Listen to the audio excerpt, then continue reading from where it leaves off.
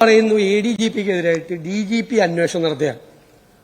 ആ DGPക്ക് കൊടുത്ത മൊഴി, അജിത് കുമാർ കൊടുത്ത മൊഴി അങ്ങ് അസംബ്ലിയിൽ വന്ന് പറയാണ് അന്വേഷണം പൂർത്തിയായിട്ടില്ല എന്ന് പറഞ്ഞു. അന്വേഷണം നടന്നുകൊണ്ടിരിക്കുമ്പോൾ ആ അന്വേഷണത്തിന്റെ ഇടയിൽ അജിത് കുമാർ DGPക്ക് കൊടുത്ത മൊഴി എങ്ങനെയാണ് മന്ത്രിയായ അങ്ങ് അറിഞ്ഞത്? അങ്ങ് പറയണം. അപ്പൊ അന്വേഷണത്തിൽ നിങ്ങൾ ഇടപെടുന്നുണ്ട്, അല്ലെങ്കിൽ എങ്ങനെ DGP നടത്തുന്ന നിഷ്പക്ഷമായ അന്വേഷണത്തിലെ വിവരങ്ങൾ അഡീഷണൽ DGP കൊടുത്ത മന്ത്രിമാരെ എങ്ങനെ അറിയുന്നത്? സർ, പ്രാഥമികമായ റിപ്പോർട്ട് സമർപ്പിച്ചതിന്റെ മനസ്സിലാക്കുന്നു എന്നാണ് ഞാനിവിടെ പറഞ്ഞത്. ഞാൻ ആധികാരികമായ റിപ്പോർട്ട് കണ്ടു എന്ന് പറഞ്ഞിട്ടില്ല. എന്റെ വാചകം കൃത്യമായിട്ട് രേഖയിലുണ്ടാവും ഞാൻ വിചാരിക്കുന്നു. ശരി. അതേസമയം മാധ്യമ വാർത്തകൾ ഇവിടെ വരികയുണ്ടായി.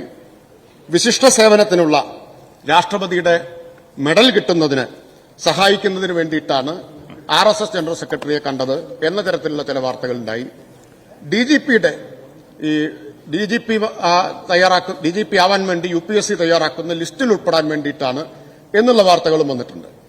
സർ, അങ്ങനെ ഏതെങ്കിലും വ്യക്തിപരമായിട്ടുള്ളൊരു ആനുകൂല്യം ലഭിക്കുന്നതിന് വേണ്ടിയാണ് ADGP RSS നേതാക്കളെ കണ്ടിട്ടുള്ളത് എങ്കിൽ അത് സർവീസ് ചട്ടങ്ങളുടെ ലംഘനമാണ്.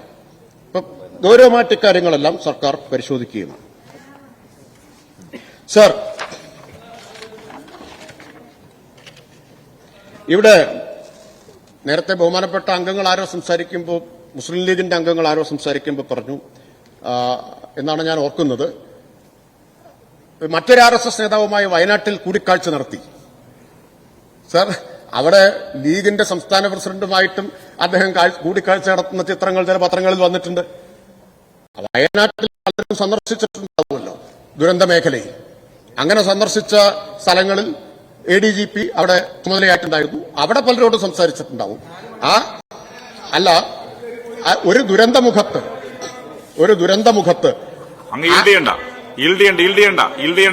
മറുപടി പറഞ്ഞോ.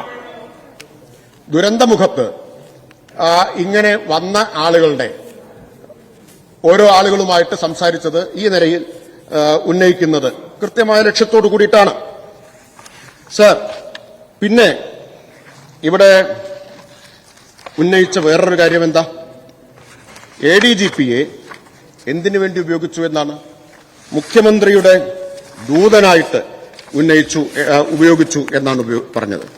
അത് UDFന്റെ നേതാക്കൾ എല്ലാവരും ഈ കാര്യം ഇവിടെ ആവർത്തിക്കുകയുണ്ടായി. പ്രതിപക്ഷ നേതാവും ബഹുമാനപ്പെട്ട പ്രതിപക്ഷ നേതാവും ഇവിടെ ഉന്നയിക്കുകയുണ്ടായി. ഒരു പൊളിറ്റിക്കൽ കോൺട്രാക്ട് ആയിരുന്നു എന്നതാണ് പ്രചരണം. തുടക്കം മുതലുള്ള പ്രചരണം അതാണ്. അങ്ങനെ പ്രചരിപ്പിച്ചാലേ നിങ്ങൾക്ക് രാഷ്ട്രീയമായിട്ട് സർക്കാരിനെയും ഇടതുപക്ഷത്തെയും ആക്രമിക്കാൻ കഴിയൂ. അതിനുവേണ്ടി നിങ്ങൾ കെട്ടിച്ചമച്ചിട്ടുള്ള ഒരു വാദമാണത്. എന്നാൽ നിങ്ങൾ മനസ്സിലാക്കേണ്ട ഒരു കാര്യം, ഞങ്ങളെ സംബന്ധിച്ച് ഉദ്യോഗസ്ഥരെ അങ്ങനെ ഉപയോഗിക്കുന്ന ശീലമില്ല. അതിന്റെ ആവശ്യമുള്ള ഒരു പാർട്ടിയല്ല CPIM. കേരളത്തിൽ ഏറ്റവും ശക്തമായിട്ടുള്ള, ഏറ്റവും ജനപിന്തുണയുള്ള ഒരു പാർട്ടി.